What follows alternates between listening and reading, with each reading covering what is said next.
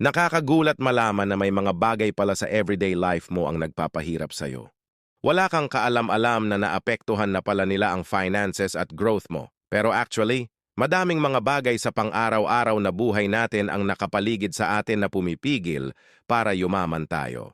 Ano-ano ang mga iyon? Thing number 1, maapektuhan ng negative na balita. Sobrang daming negative na mga events ang naibabalita gabi-gabi sa mga news outlets.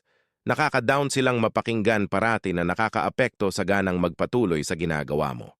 Madali kang maapektuhan ng negative na energy mula sa mga balitang ito. Mahirap maging stress-free at makapag-focus sa trabaho o negosyo kung lagi kang naapektuhan ng mga balitang ito.